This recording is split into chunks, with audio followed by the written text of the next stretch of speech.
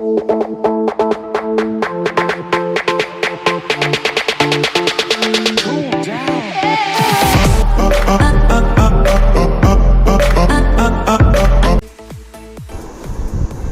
Deer all friends, আমরা military museum দেখা শেষ করে এইবার আমরা 3D আর্ট গ্যালারির ভিতরে প্রবেশ করছি। আস্তে আস্তে সামনে এগোচ্ছি।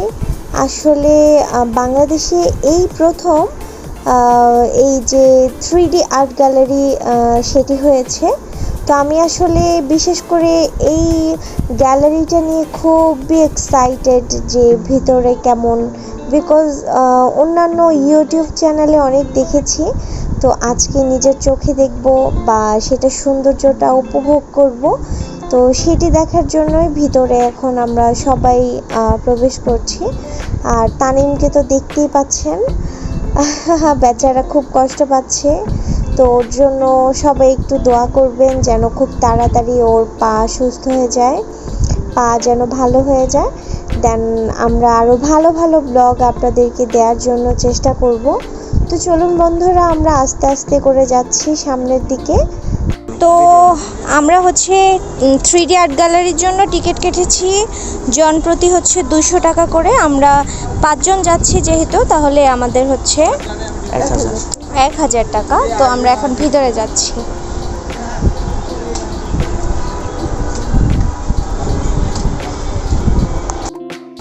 ডিয়ার ফ্রেন্ডস, আমরা এখন হচ্ছে 3D আর্ট গ্যালারির দিকে প্রবেশ করছি।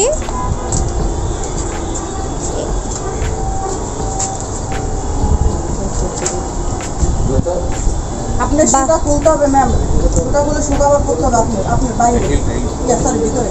আমি ওকে, নো প্রবলেম। আপনাকে ভিতরে যে শুকাবার করে রেখলাম। হ্যাঁ। তো এখানে আসার পরে এটাকে কি বলা হয়? সুকভার। এটি হচ্ছে সুকভার, সবাইকে সুকভার দেয় যে যেন কোনো স্পট না পড়ে। তো এই পর্যায়ে আমরা আন্ডারগ্রাউন্ডের দিকে যাচ্ছি। তো দেখি নিচে কি রয়েছে।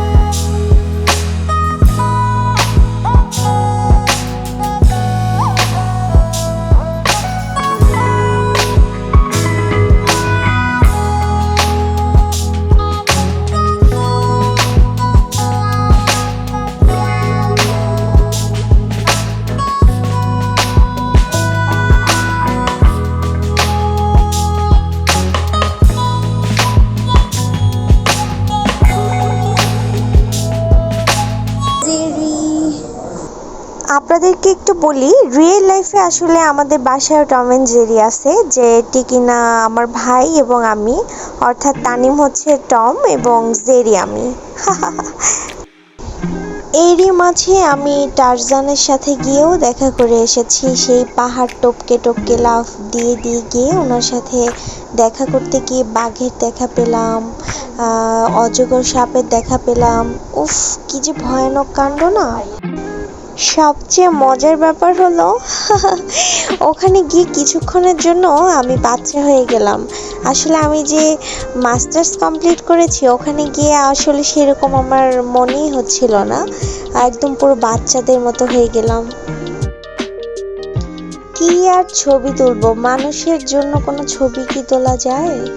তার মাঝে এত গরম পড়ছিল না, যেটা ভাষায় বলে বোঝানোই যাবে না। দূর থেকে এই ভদ্রমহিলার পিয়ানো বাজানো দেখে আমারও মন চাইলো একটু পিয়ানো বাজাই, তখন বাজিয়ে ফেললাম। সবার কাছে আমি ক্ষমা প্রার্থী, কারণ হচ্ছে আমার ওই দিন কেন এত হাত কাঁপছিল আসলে আমি নিজেও জানি না, তাই সবাই প্লিজ ক্ষমা দৃষ্টিতে দেখবেন।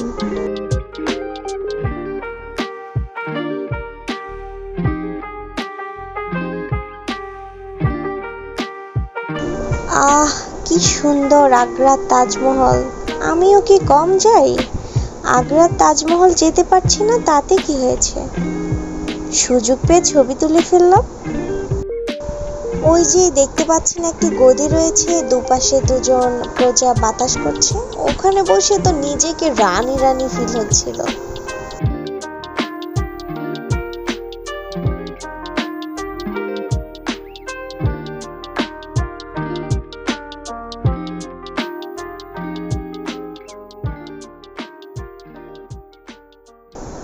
ওই যে দেখতে পাচ্ছেন একজন চায়ের দোকানদার চা ঢেলে দিচ্ছে। কি ভাবছেন, এটা কি সত্যি সত্যি আমাদের চা দিচ্ছে? না না, এটিও কিন্তু 3D আর্ট গ্যালারির আরেকটি আর্ট।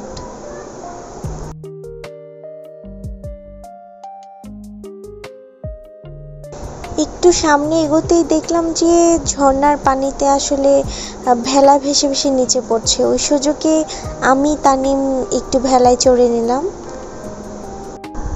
ভেলায় চড়ে সামনে এগোতেই দেখলাম কিংকং এর সেই বন মানুষটা, সেটা দেখে আমিও কিছুক্ষণের জন্য কিংকং এর সেই নায়িকা হয়ে গেলাম।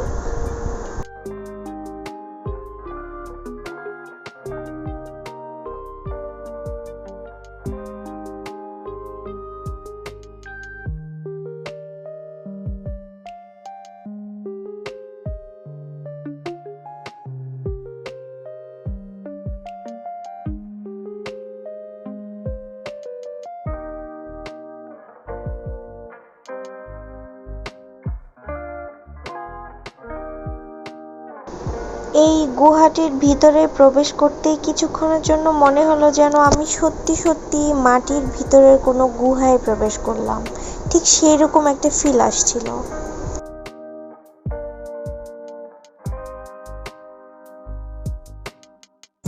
অনেক অন্ধকার একটা গুহা।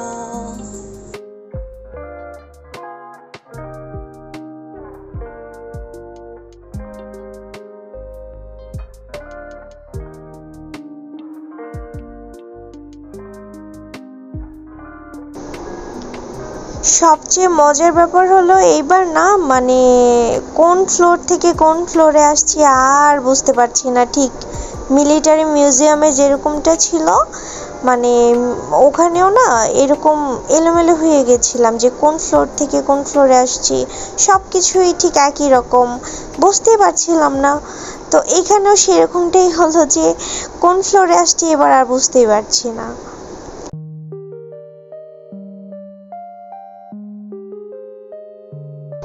এরপরেই যে একটা বাঘ দেখতে পাচ্ছেন, তানিম এমন একটা ভাব নিল মনে হচ্ছিল বাঘটা ওর পাশেই আসছে।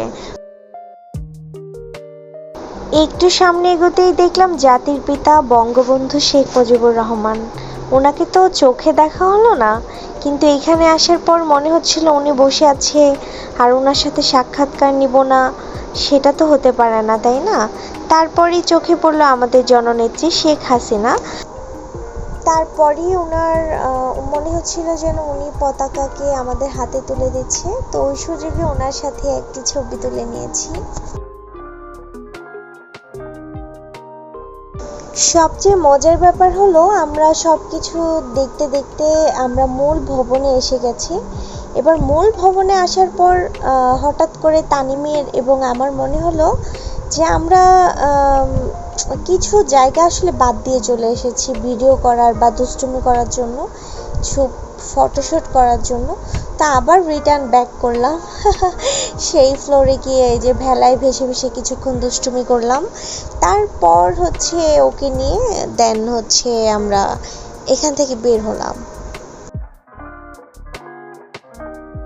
তুমি কি চা খাও? কাকাকে বলো না আমাকে একটা কলা দেওয়ার জন্য আর একটা পাউরুটি দেওয়ার জন্য।